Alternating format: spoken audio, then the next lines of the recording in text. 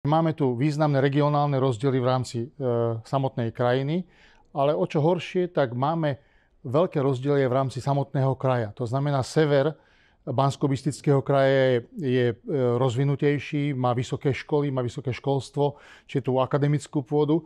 Ten juh Banskobystrického kraja je významne zaostalý a to je zaostalosť, ktorá vznikla aj z predchádzajúceho obdobia ešte. Čiže zaostalá infraštruktúra, priemysel minimálny, bolo to zameriavané dlhé časy na poľnohospodárstvo a možno poľnohospodárskú produkciu aj priemyselnú.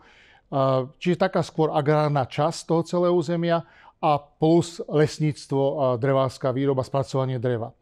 A to je vlastne oblasť, po ktorej sme sa aj my ako zástupcovia komory začali pozerať, respektíve hľadali sme, aký potenciál má toto územie zaostalé a čo môžeme podnikateľom ponúknuť v rámci toho územia a v čom im môžeme pomôcť.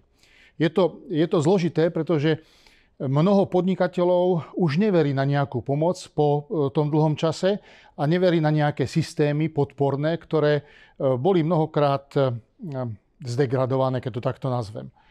Aj napriek tomu naša snaha je nejak motivovať tých našich podnikateľov, ktorých tam máme a konkrétne im pomôcť v tom, čo potrebujú. Čiže či je to zahraničný obchod, kde sme spravili mnoho významných stretnutí a prepojení s niektorými zahraničnými inštitúciami aj nášho zamerania, to znamená obchodnými komorami treba z Ukrajiny, Maďarska, Rumunska, ale zašli sme až do juhovýchodnej Ázie, do Číny a popodpisovali sme zmluvy o spolupráci aj s takýmito destináciami.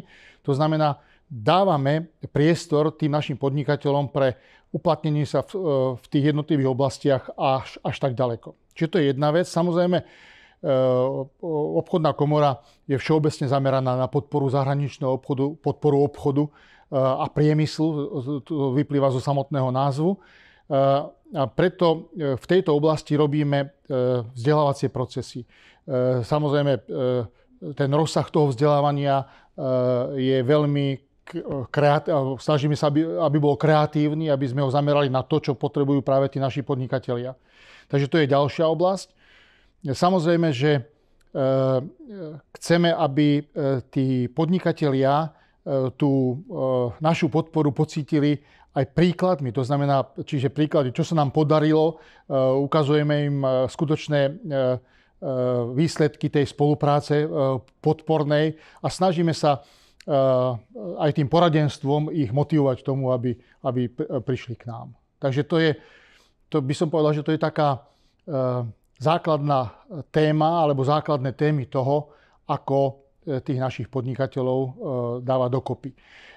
Strašne dôležitá je ešte jedna oblasť, ktorú chcem spomenúť, a to je spolupráca. Taká integrácia v tom regióne, pretože sami vieme, že si nepomôžeme alebo neporadíme, čiže dávame dokopy sa spolu aj s tým akademickým sektorom, s akademickou oblasťou, čiže komunikujeme s vysokými školami, ktoré v rámci Banskobystrického kraja máme, Univerzita Mateja Bela alebo Technická univerzita Zvolen, Národné lesnícke centrum. Spolupráca na tej oblasti, tak ako som hovoril, ktorá vychádza z potenciálu územia z lesmi Slovenskej republiky.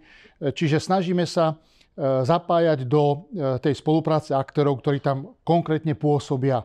A samozrejme, musím povedať, že máme veľkú podporu aj v rámci samotného vedenia kraja, čiže tej komunálnej politiky, na čele so županom banskobystrickým a jeho rozvojovou agentúrou, s ktorou významne spolupracujeme, a ktorá podporuje a pripravujeme spoločné projekty, ktoré v oblasti biohospodárstva. To znamená, chceme využiť ten potenciál regiónu, ktorý tam máme, a chceme podporovať tie aktivity podnikateľov, ktoré sa do toho prostredia hodia.